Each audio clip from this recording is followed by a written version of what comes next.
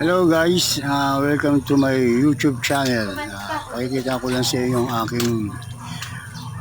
aking pechay. Yan.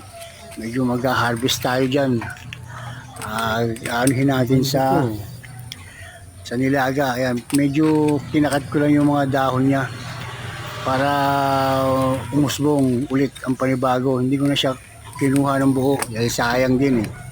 Konti lang naman ang aking iluluto. Yan, meron na rin tayo dyang sili. Hello guys, welcome to my YouTube channel. Marami tayong dyan. Pananim ngayon, medyo namumulaklak na yan. Pananim na binungkal ko yan kagabi para yung mga ugat na makahinga. Tsaka lalagyan ko na rin ng fertilizer yan. Fertilizer pala. Yan, ano na yun, bunga na yun. Ano to yung namulaklak na siya pero ayan na yung bunga. Bunga na yan, mga followers, viewers. Yan. Ito, marami na yan. Ito, medyo musbong na yung dahon niya, gulay niya. Yan, mga yan. Yan. Kung nakikita nyo, medyo maganda yung tubo ng aking mga talong.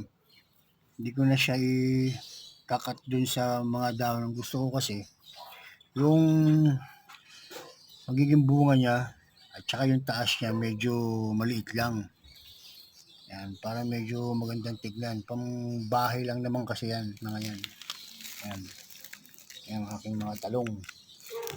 Ito namang aking mga pechay. Yan. Medyo na-harvest na natin yan ng paisa-isa. Nagkakat lang ako dyan ng gulay. Yan. Kinakat ko lang yan, yung mga yan. Yan. Para pagka tutubo ulit siya, kukuha ka lang ng kukuha. Yan. Ito namang aking ampalaya, medyo mausbong na. Ayan, may bulaklak na rin siya. Ayan, maganda na rin yan. Yan.